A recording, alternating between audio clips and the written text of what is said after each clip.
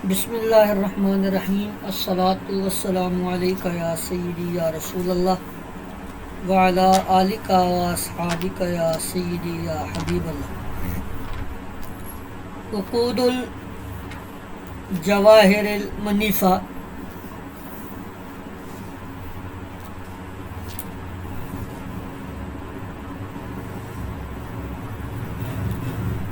باب الاذان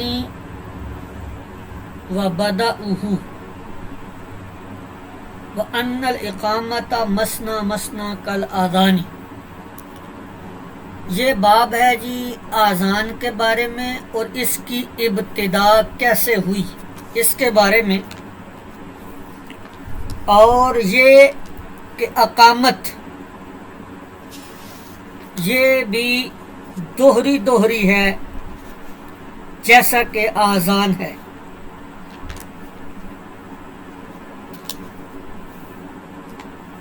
تو اس میں سب سے پہلے جو چیز بیان ہوئی وہ اذان کی ابتدا ہے کہ اذان کا آغاز کیسے ہوا.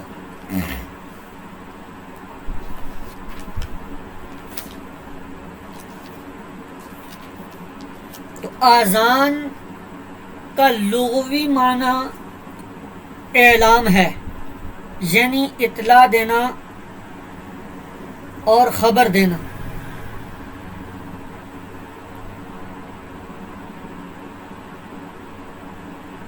یہ باب تفعیل سے اسم مصدر کا صیغہ ہے، اور یہ الاذن یعنی کان سے ماخوذ ہے، یعنی کہ اس کا مادہ اشتقاق جو ہے وہ الف زال نون ہے، کیونکہ مؤذن یعنی اذان دینے والا لوگوں کے کانوں میں اپنی آواز پہنچا کر انہیں نماز کے لیے بلاتا ہے، اس لیے اسے اذان کہہ دیتے ہیں. اذان کا اصطلاحی معنی کیا ہے؟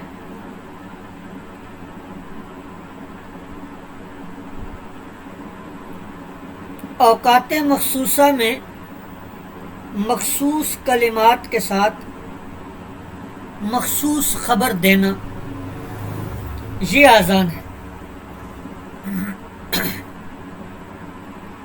تو دیکھیے حدیث مبارکہ حضرت امام اعظم ابو حنیفہ رحمۃ اللہ علیہ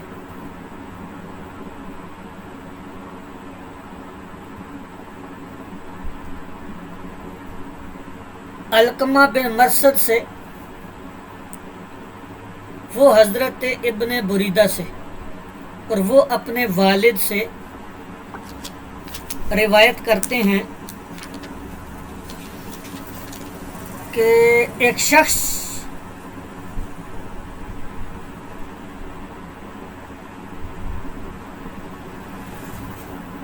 حضور علیہ الصلوۃ والسلام کے پاس آیا انصار میں سے،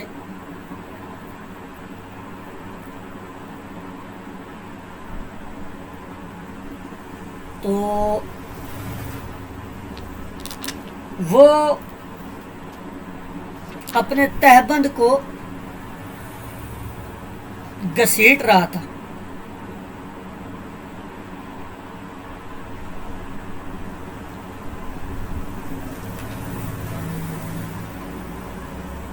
اس نے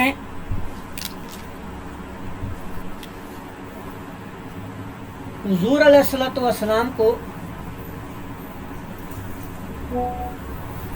ایک خواب بتایا.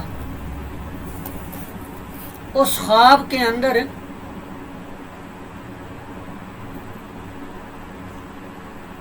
جو ہے اذان بیان ہوئی تھی. تو لوگ پریشان تھے کہ لوگوں کو عبادت کے لیے کیسے بلایا جائے، یعنی کیا طریقہ اپنایا جائے. تو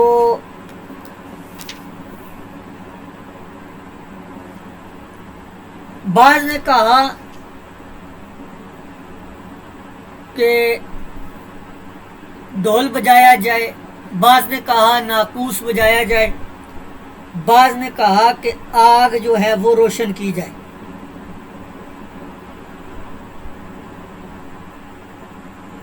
تو اسی دوران یہ شخص آیا اور اس نے بتایا کہ اس نے ایک خواب دیکھا ہے،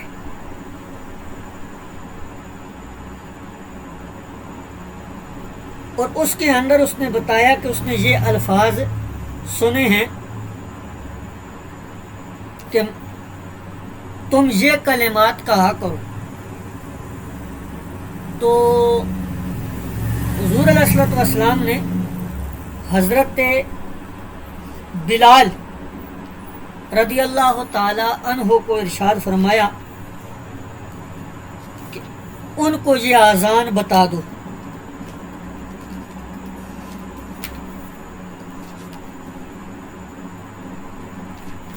اب وہ الفاظ کیا تھے کہ اذان کہ یہ جو الفاظ تم نے خواب میں دیکھے ہیں یہ بلال کو سکھا دو۔ وہ کیا تھے؟ اللہ اکبر اللہ اکبر، اللہ اکبر اللہ اکبر، آگے یہ مکمل اذان ہے۔ پھر اس نے سکھائے اقامت کے الفاظ اسی کی مثل، اور اس میں اس چیز کا اضافہ کیا قد قامت الصلاۃ مرتین، 2 مرتبہ کا۔ تو یہ اذان کی ابتدا اس طرح ہوئی۔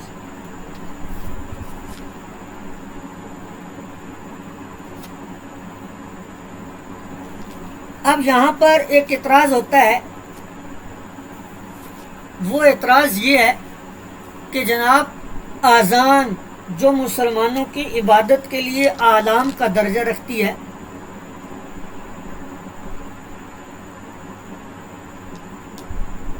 اس کی بنیاد ایک خواب ہے۔ تو اس کا جواب یہ ہے کہ ایسا نہیں ہے، بلکہ امام بزار رحمۃ اللہ علیہ نے اپنی سند سے حضرت علی سے ایک روایت نقل کی ہے، اس میں یہ وضاحت ہے کہ اذان کے جو الفاظ تھے یہ حضور علیہ الصلوۃ والسلام کو شب معراج ہی بتا دیے گئے تھے، سنا دیے گئے تھے، لیکن اذان دینے کا اس وقت تک حکم نہیں ہوا تھا۔ اس کا حکم مدینہ طیبہ میں ہوا تھا۔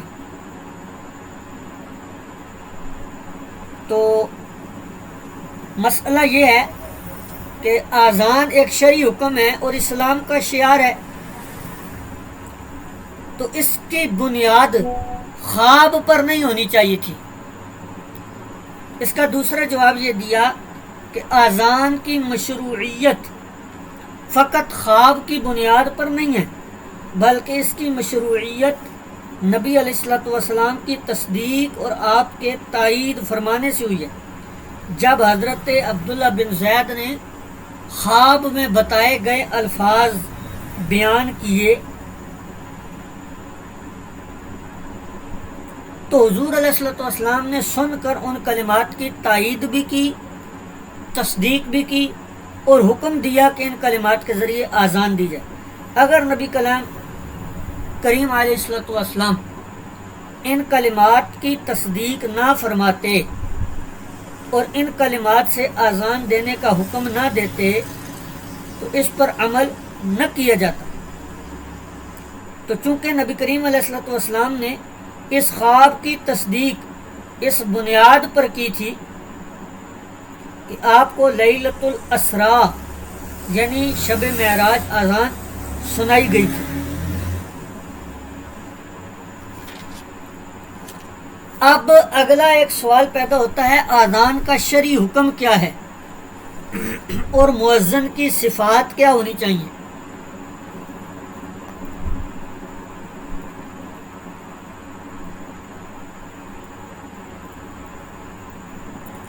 تو علامہ ابن عبد البر المالکی آپ فرماتے ہیں کہ امام مالک اور ان کے اصحاب کے نزدیک ایسی مساجد میں اذان دینا واجب ہے جہاں جماعت سے لوگ نماز پڑھنے کا اہتمام کرتے ہوں اور جہاں لوگ نمازوں کے لیے جمع ہوتے ہوں۔ جمہور ائمہ کرام کا مذہب یہ ہے کہ پنجگانہ فرض نمازیں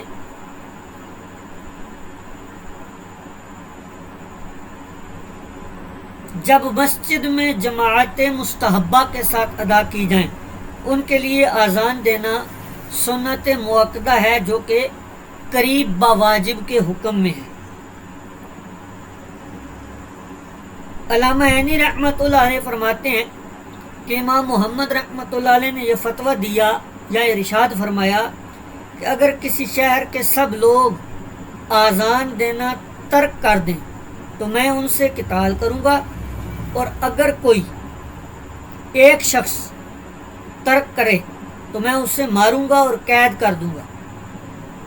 بہرکیف جمہور ائمہ کے نزدیک اذان دینا یہ سنت مؤکدہ ہے۔ اس کے بعد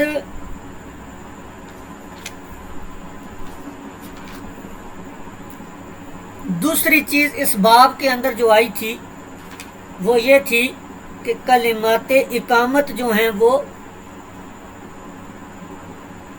دو مرتبہ ہیں، یعنی دوہرے ہیں۔ تو یہاں پر اب اس پیراگراف کے اندر یہی چیز آپ کو بتاتے ہیں کہ وَقَدْ وَرَدَتْ فِي أَنَّ الْآذَانَ مَثْنَ مَثْنَ وَالْإِقَامَةُ مَثْنَ مَثْنَ، یا وَالْإِقَامَةَ پڑھ لیں، اس کو انا کے ریلیٹڈ کر دیں، ان الاقامۃ مثنى مثنى عدۃ احادیث۔ کہتے ہیں کہ تحقیق اس بارے میں وارد ہوئی ہیں کئی احادیث جو استدلال کی صلاحیت رکھتی ہیں، وہ یہ کہ اذان بھی دو مرتبہ ہے اور اقامت بھی، الفاظ جو ہیں وہ دو مرتبہ ہے۔ اور ان میں سے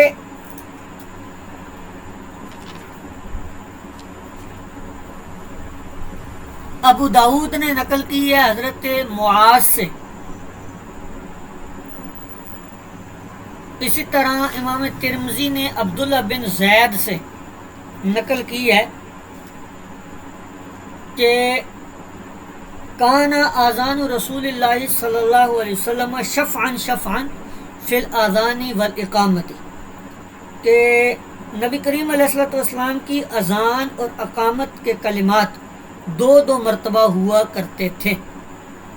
اسی طرح امام طحاوی رحمۃ اللہ علیہ نے حضرت ابو محذورہ سے روایت کی ہے عبدالعزیز بن رفیع کے طریق سے کہ وہ اذان دیا کرتے تھے دوہری اور اقامت بھی پڑھا کرتے تھے دوہری۔ بہرکیف اب اس سے ہمیں یہ پتہ چلا کہ اذان اور اقامت دونوں دوہری ہیں۔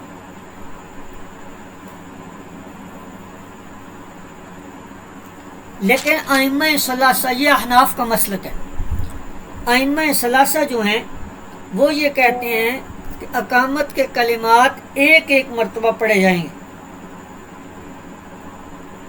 دو مرتبہ نہیں پڑھے جائیں گے۔ وہ اس حدیث سے استدلال لیتے ہیں کہ جس کے الفاظ ہیں کہ حضرت بلال کو حکم دیا گیا تھا کہ وہ اذان کے کلمات دو مرتبہ اور اقامت کے کلمات دو مرتبہ کہیں۔ تو اب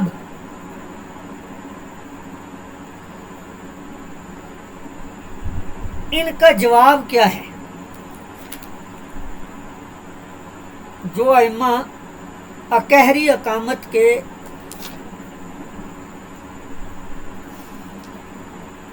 قائل ہیں، اس کا جواب کیا ہے؟ اس کا جواب یہ ہے کہ حضرت بلال کی جس حدیث سے استدلال کیا گیا ہے کہ امر بلال، حضرت بلال کو حکم دیا گیا یا امیر بلال، تو یہ بالکل ابتدائی زمانے کی بات ہے، جب اذان کو مشروع کیا گیا تھا، لیکن دیگر احادیث سے یہ حکم منسوخ ہو گیا تھا اور اقامت کو 2 مرتبہ پڑھنے کا حکم دیا گیا تھا، کیونکہ حضرت ابو محذورہ کی حدیث میں اس کا بیان ہے اور وہ بالکل آخری زمانے کی فتح مکہ کے بعد کی حدیث ہے، اور حجۃ الوداع کے موقع پر حضرت بلال نے جو اقامت اور اذان کہی اس کے کلمات 2 مرتبہ ہی کہے تھے، جیسا کہ امام طبرانی رحمۃ اللہ علیہ نے حدیث نقل کی ہے کہ حضور علیہ الصلوۃ والسلام کے لیے حضرت بلال نے منا میں اذان اور اقامت کے الفاظ 2 مرتبہ کہے۔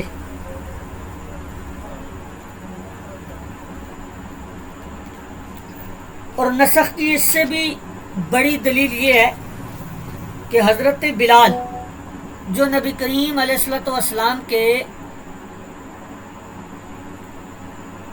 مؤذن تھے، وہ نبی کریم علیہ الصلوۃ والسلام کی وفات مقدسہ کے بعد اذان و اقامت کے کلمات 2 مرتبہ ہی کہا کرتے تھے۔ اس کے متعلق کئی احادیث مبارکہ دلیل ہیں جو آپ آثار السنن کے اندر بھی دیکھ سکتے ہیں، اور مفتی ہاشم صاحب کی جو شرح ہے جامع ترمذی کی اس کے اندر بھی دیکھ سکتے ہیں۔ بہرکیف جو قہری اقامت پر مستدل حدیث ہیں جن سے ائمہ ثلاثہ نے استدلال پکڑا ہے، وہ احادیث مبارکہ منسوخ ہیں۔ آگے بیان ہے، بیان الخبر الدالی علی جواز اتخاذ مؤذنین فی مسجد واحد، ایک مسجد میں 2 مؤذنوں کو رکھنے کا جواز، اس پر جو خبر دلالت کرتی ہے اس کا بیان۔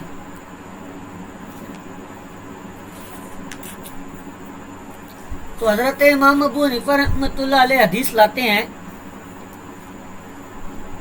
عبداللہ بن دینار سے، وہ سنتے ہیں حضرت عبداللہ بن عمر سے، اور وہ کہتے ہیں کہ حضور علیہ الصلوۃ والسلام نے فرمایا کہ بے شک بلال اذان دیتے ہیں رات میں، تو تم کھاؤ اور پیو یہاں تک کہ تم سن لو ابن ام مکتوم کی اذان، بے شک وہ اذان دیتے ہیں نماز کو حلال کرنے کے لیے یا نماز کی اطلاع دینے کے لیے۔ تو یہ کہتے ہیں کہ بخاری و مسلم بھی متفق ہیں حدیث ابن عمر کی مثل، سوائے ان الفاظ کے کہ یؤذن ابن مکتوم بدون قولہ وقد حل الصلاۃ، یہ الفاظ نہیں بیان کرتے اس حدیث میں، باقی اسی طرح ہی۔ اسی طرح حضرت ابن مسعود کی روایت مرفوعاً ہے کہ تمہیں نہ روکے بلال کی اذان، کس سے؟ وہ اوپر چلے جائیں کھانے پینے سے۔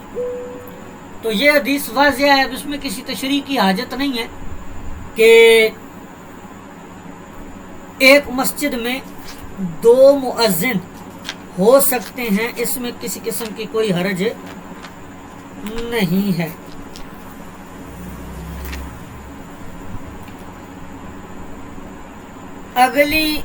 اگلا باب دیکھیے، بیان الخبر الدالی علی اجابت المؤذن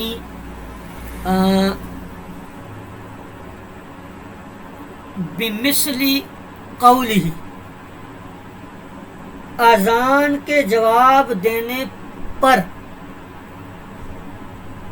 مؤذن کے قول کی مثل کے ساتھ اس پر جو خبر دلالت کرتی ہے اس کے بیان میں۔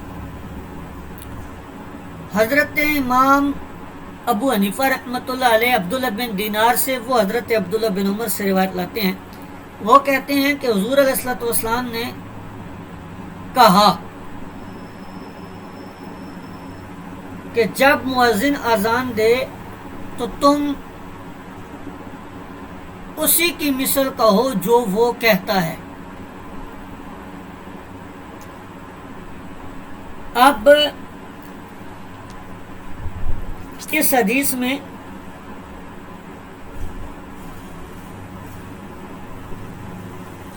مثل ما یقول کی ترکیب کیا ہے؟ یہ یہاں پر منصوب ہے نا، تو یہ منصوب کیوں ہے؟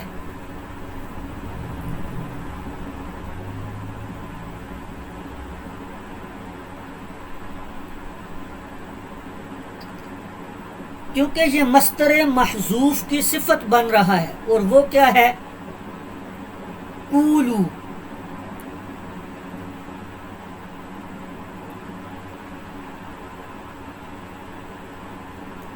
کہ تم وہی کہو جو وہ کہتا ہے، اور اس میں جو ما ہے یہ مصدریہ ہے۔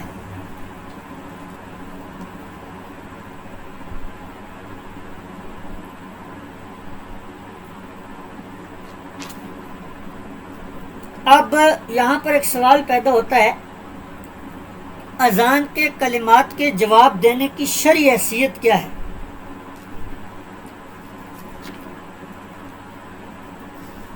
تو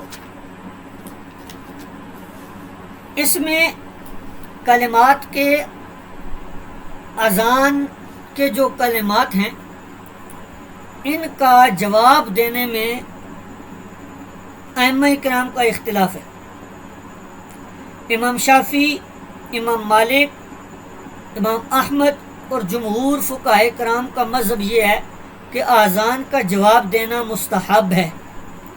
یہی مذہب امام طحاوی اور اکثر ائمہ احناف کا ہے کہ اذان کا جواب دینا یہ مستحب ہے، جبکہ امام ابو حنیفہ، امام ابو یوسف، امام محمد، امام مالک کے اصحاب میں سے ابن وہب اور غیر مقلدین کا مذہب یہ ہے کہ اذان کا جواب دینا واجب ہے، کیونکہ جو صیغہ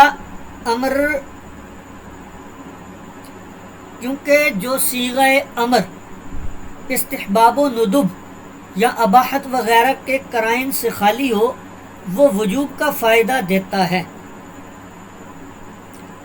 یہ حضرات فرماتے ہیں کہ یہاں وجوب کا ایک قرینہ یہ بھی ہے کہ اذان کے وقت قرآن مجید کی تلاوت کرنا، گفتگو کرنا، سلام کرنا یا سلام کا جواب دینا، ہر وہ عمل ممنوع ہو جاتا ہے جو اجابت کے منافی ہے۔ یہ اس بات کی دلیل ہے کہ کلمات اذان کا جواب دینا واجب ہے۔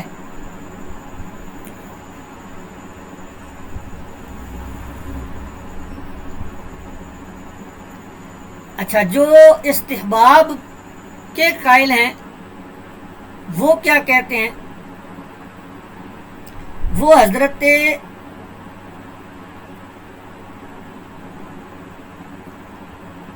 عبداللہ بن مسعود کی ایک حدیث سے استدلال کرتے ہیں کہ ہم نبی کریم علیہ الصلوۃ والسلام کے ساتھ سفر میں تھے، آپ نے ایک پکارنے والے کو سنا، وہ پکار رہا تھا اللہ اکبر اللہ اکبر، تو نبی کریم علیہ الصلوۃ والسلام نے فرمایا یہ شخص فطرت پر ہے۔ پھر اس نے کہا اشہد ان لا الہ الا اللہ، تو حضور علیہ الصلوۃ والسلام نے فرمایا یہ جہنم سے نکل گیا۔ اب یہ روایت نقل کرنے کے بعد امام طحاوی رحمۃ اللہ علیہ فرماتے ہیں اس حدیث میں یہ بیان ہے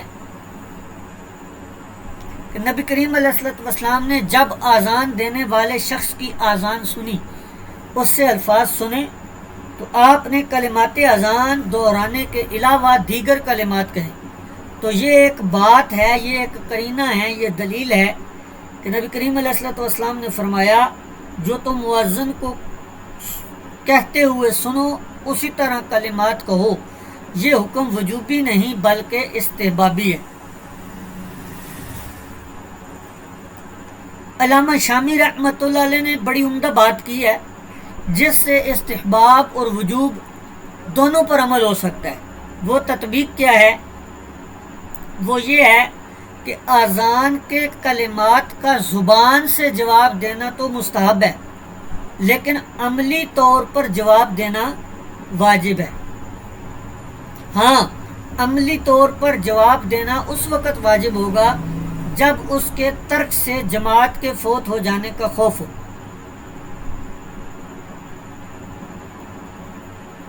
تو یہ اب ایک اور چیز آ جاتی ہے کہ کس مؤذن کی اذان کا جواب دیا جائے۔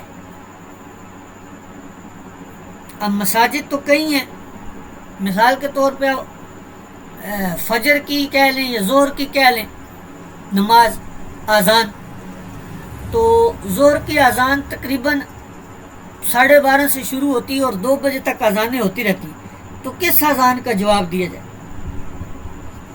تو البحر الرائق میں فتح القدیر کے حوالے سے یہ درج ہے کہ اگر بہت ساری مساجد ہوں، افضل تو یہی ہے کہ ہر اذان کا جواب دے، لیکن پہلی اذان کا جواب دینا مناسب ہے، خواہ اذان کی آواز اس کے اپنے محلے کی مسجد سے آئے یا کسی دوسری مسجد سے۔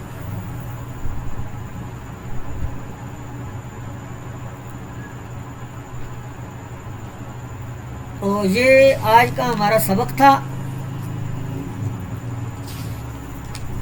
اس کو آج ہم یہیں پر کلوز کرتے ہیں۔